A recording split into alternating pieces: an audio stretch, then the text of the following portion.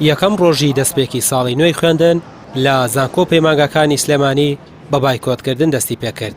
بەردەم کەمپی نوێی زانکۆی نوێی سلێمانیە و قوتابیان گردبوونەوەیەکیان ئەنجام داوە. سیستەمی ئۆنلاین بە زۆرینەی دەنگ ڕەت دەکەنەوە و هۆکارەکەی دەخەنە ڕوو.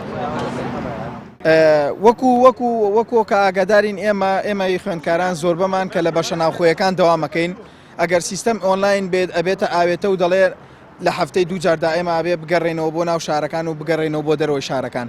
ئەمە زەرێک هەم لە ڕووی مادیەوە هەم لە ڕووی توانا و تااقەت و هێزەوە بۆ تەلەبە ناتوانێت ئەو تەلەبانەی کە لە ناو بەشە ناوخۆیەکانان لەو بەشە ناوخۆیانە ئەمێننەوە ئیسراحەتەکەن لە کاتێکی پێویستدا. بەڵام ئەم ڕێگە دوورە تەلەبەی وامان هەیە لە دەرەوەی شارە زۆر دوورە لە سلێمانیەوە لە هەولێرە لە کەرکووکەوە دێت ناتوانێت کرێ ئەم ڕێگەیە هەمووی دابینکە بەی شێوەخەتی ئینتەرنێتەکە بەشی ئەوە ناگاوە هەروە بۆ ئەو بەشانەی کە بەشی عملیان هەیە ناکرێتەوە بۆ عملیەکە بڕۆیتەوە بەڵام بۆ دەرزە نەزارەکان بە ئۆنلاین بخوێنی کە ئەگە پرسیارێکشی هەبێ بە ئاسانی دەست ناگا بە دکتۆرەکە بۆ ڕوونکاتەوە یان بۆ مەرحەلە چوارەکان کە بەحسییان هەیە. زیانەکانی ئەوەیە کە خوێندکار هیچ فێر نابێت لە خوێندنی ئەلکترۆنیا ئەو ئەمڕازانی کە پێویستن بۆی خوێندکار لە بەردەستیا بێت بۆ خوێندنیکی ئەلکترۆنی بەردەست نین. هەم مامۆستایی زانکۆش مامۆستانی زانکۆ ئەو شارەزاییان نییە کە خوێندنی ئەلکترۆنی بە خوێندکاران بڵێنەوانێ. حەوت ڕێکخراوی بواری قوتابیان پێشتر هۆشداریان دابوو لەوەی خوێندن بە شێوازی ئۆنلاین ڕوبەڕووی ڕەخنە و شکست دەبێتەوە.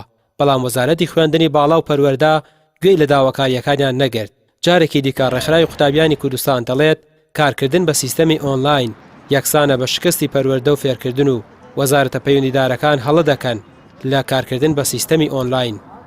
بەبڕای ئێمە لە ڕێکخراوی قوتابیانی کوردستان کارکردن بە سیستەمی ئۆنلاین لە هەرێمی کوردستان واتە بێڕۆڵکردنی مامۆستا بەوەی کە حکوومەت شکستی ناوە ناتوانێت شایستەدارایەکانیان بۆ دابین کا لە ترسیەوەی بایکۆت بکەن هاتووە خوێندنی بە ئۆنلاین کردووە کە ئەمەش بە دڵنیایی ڕاگەیاندنی بێدەنگی شکستی کەرتی پەروەردە و فێرکردنە لە کابینەی نوێمی حکوومەتی هەرێمی کوردستان لەو کارنامایی کە دایان نابوو کە بەداخەوە ئەم شکستەش لە دەرەنجامە کۆمەڵێک نەوەی نەخوێنەوار لە داهاتووە دروستە بێت کە بەداخەوە سیستەمی خوێندنیان وەک پێویست نەبووە نەیانتوانیوە فێریوانەکان بن لە قوتابخانەکاندا.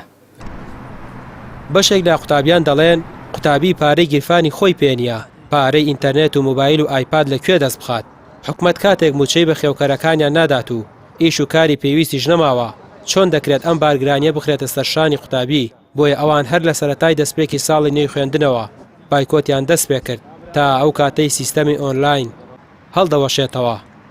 ڕامیار عوسمان، کەناڵی پەیام، سلێمانی.